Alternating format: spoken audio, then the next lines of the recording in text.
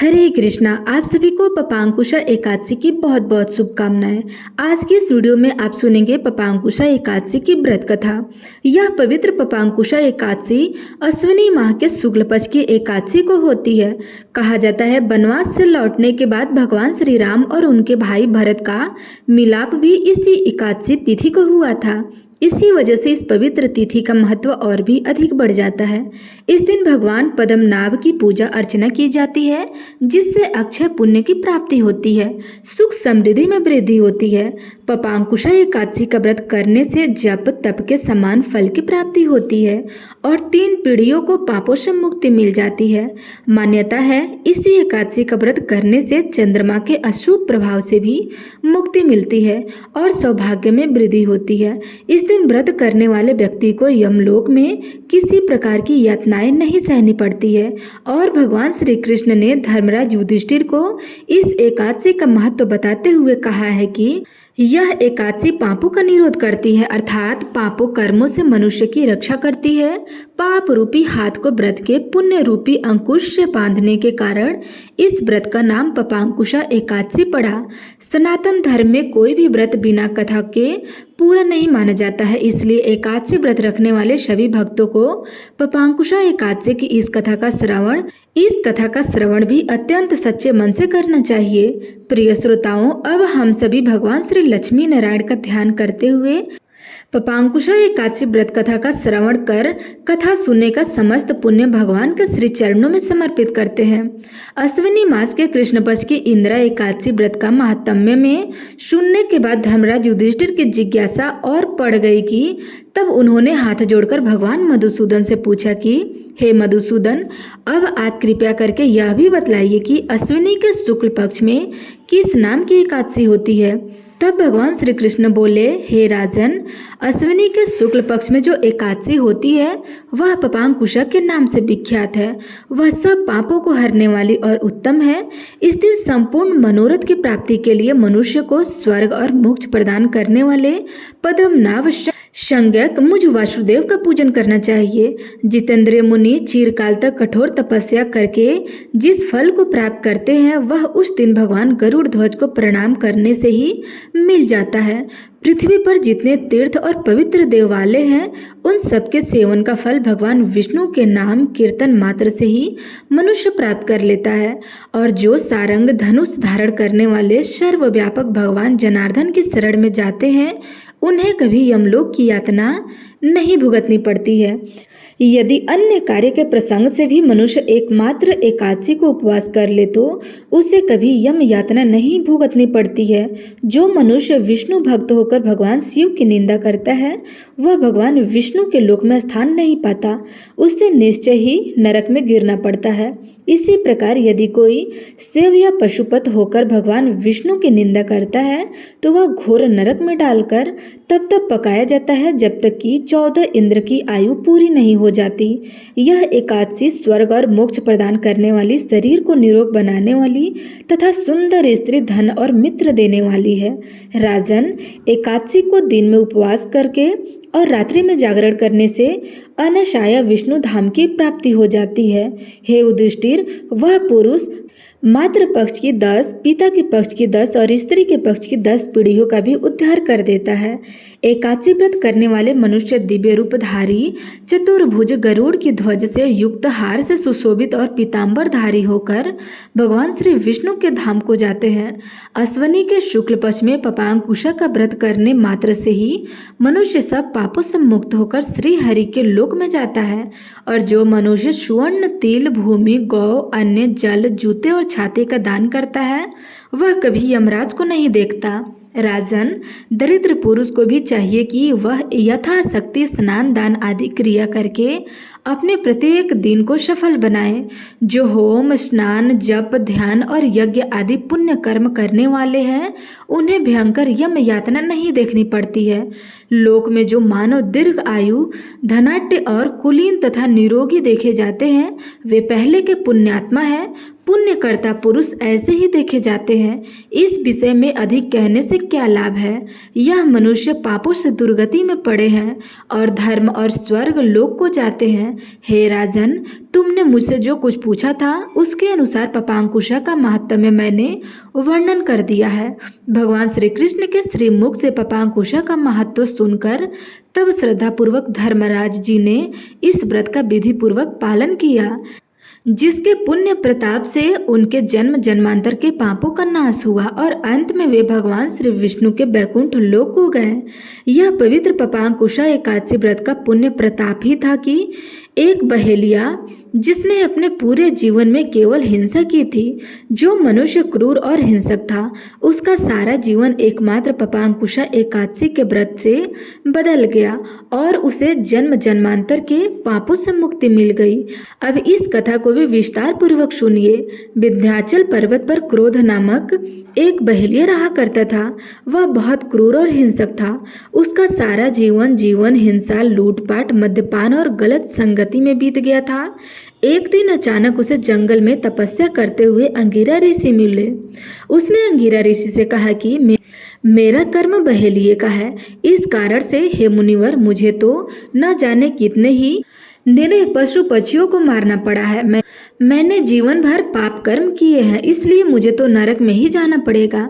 कृपया कर आप मुझे कोई ऐसा उपाय बताइए जिससे मेरे सारे पाप मिट जाएं और मोक्ष की प्राप्ति हो। उसके निवेदन करने पर महर्षि अंगिरा ने उससे अश्विनी शुक्ल की पपांकुशा एकादशी का व्रत करने को कहा। तब महर्षि अंगिरा के द्वारा बताए गए विधान अनुसार उस बहेलिया ने पपांकुशा एकादशी व्रत को विधि विधान से किया। इस व्रत के पुण्य प्रताप से उसके जीवन भर के सभी पाप नष्ट हो गए और जीवन के अंतिम क्षणों में उसे श्री हरि की कृपा से मोक्ष की प्राप्ति भी हो गई। इस प्रकार यदि पापी से पापी व्यक्ति भी अपने पापों का प्रायश्चित करते हुए पपांकुशा एकादशी व्रत का करता है, तो इस कथा का श्रवण करता है, तो भगवान श्री हरि की कृपा से उसके सभी पाप कट जाते हैं। जिस प्रकार से बहेलियों को उसके सभी पापों से मुक्ति मिली, इसी प्रकार हे श्री हरि सभी को उनके पापों से मुक्ति दिलाकर अपने बैकुंठ लोक में वास देना। प्रेम से बोलिए श्री लक्ष्मी नारायण भगवान की जय, श्री कृष्ण भगवान की जय। ये थी पपांकुशा एकादशी की कथा। अब सुनिए एकादशी माता की कथा। एक बार देव ऋषि नारद जी बैकुंठ लोक को गए। वहां उन्होंने भगवान श्री नारायण जी को प्रणाम किया। फिर नारद जी ने श्री नारायण जी से कहा, प्रभु, पृथ्वी पर अब आपका प्रभाव कम हो रहा है। धर्म पर चलने वाले को कोई शुभ फल प्राप्त नहीं हो रहा। जो पाप करते हैं उनका तो भला हो रहा है। तब श्री नारायण भगवान कहने लगे, देव ऋषि, ऐसा नहीं है। जो भी हो रहा है सब नियति के कारण हो रहा है। देव ऋषि नारद जी बोले, प्रभु, मैं तो देखकर आ रहा हूँ कि पापियों को तो अच्छा फल मिल जाता है और भला करने वाले, धर्म के रास्ते पर चलने वाले लोगों को बहुत बुरा फल मिल रहा है। वे महान दुख भोग रहे हैं। तब भगवान कहने लगे, अच्छा देव ऋषि, कोई ऐसी घटना बताइए जिससे तुम्हें ऐसा अनुभव हुआ हो। नारद जी कहने लगे, प्रभु, मैं अभी अभी एक जंगल से आ रहा हूँ। वहाँ एक गाय दलदल में फंसी हुई थी। उसे कोई बचाने वाला नहीं था। तभी थोड़ी ही देर में एक चोर उधर से गुजरा और गाय को दलदल में फंसा हुआ देखा, लेकिन वह रुका नहीं, बल्कि उस पर पैर रखकर वह दलदल लांग करके आगे निकल गया। फिर आगे जाकर उसी चोर को सोने की भोरत से भरी हुई एक थैली मिली। थोड़ी देर बाद वहां एक वृद्ध साधु महाराज गुजरे। उन्होंने उस गाय को दलदल से निकालने की पूरी कोशिश की और पूरी ताकत लगाकर आखिरकार उस गाय को निकाल दिया। लेकिन प्रभु, मैंने देखा कि गाय को दलदल से निकालने के बाद भी जब वह साधु महाराज आगे गए तो खुद एक गड्ढे में गिर गए और उन्हें चोट भी लग गई। बताइए प्रभु, यह कौन सा न्याय है कि जिसने गाय की मदद की उसे दुख मिला, बल्कि जो गाय के ऊपर पैर रखकर आगे बढ़ा उसे सोने की मोहरे भरी थैली मिल गई। नारद जी की बात सुनने के बाद नारायण भगवान बोले, देव ऋषि, यह सही ही हुआ है। जो चोर गाय पर पैर रखकर भाग रहा था उसकी किस्मत में तो एक खजाना था, लेकिन उसके इस पाप के कारण उसे केवल कुछ ही मोहरे मिली। वही इन साधु महाराज को गड्ढे में इसलिए गिरना पड़ा क्योंकि उनके भाग्य में मृत्यु लिखी हुई थी, लेकिन गाय को बचाने के कारण उनके पुण्य बढ़ गए और उनकी मृत्यु एक छोटी सी चोट में बदल गई। देवऋषि, इंसान के कर्म से ही उनका भाग्य तय हो जाता है, इसलिए अच्छे कर्म करना कभी भी किसी की परिस्थिति में छोड़ना नहीं चाहिए। यह सुनकर नारद जी बहुत प्रसन्न हुए और लक्ष्मी नारायण भगवान की जय जयकार करते हुए वैकुंठ लोक से चल दिए। प्रेम से बोलिए श्री लक्ष्मी नारायण भगवान की जय, देवऋषि महाराज की जय। अब आप सभी प्रेम पूर्वक एकादशी माता की कथा सुनिए। एक बार एक बुढ़िया ने वृद्धावस्था में एकादशी का व्रत रखा। वैसे तो वह अपने पूरे जीवन काल में एकादशी का व्रत रखती आ रही थी, लेकिन वृद्धावस्था होने के बाद भी वह इस व्रत को उतनी ही निष्ठा और उतने ही नियम के साथ रख रही थी। वृद्धावस्था में तो वैसे भी बहुत सारी बाधाएं होती है।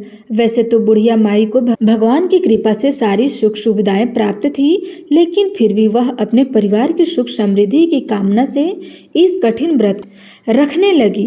वे अधिकतर एकादशी का व्रत निर्जला ही रखती थी। एकादशी का दिन आने पर उन्होंने इस बार भी निर्जला व्रत रखा। दिन भर उन्हें प्यास लगी रही, लेकिन किसी तरह उन्होंने अपने मन को संयम में रहकर पूजा पाठ किया और कथा सुनी। पंडित जी को मिट्टी के पात्र में भरकर पानी और ऋतु फल दान में दिए।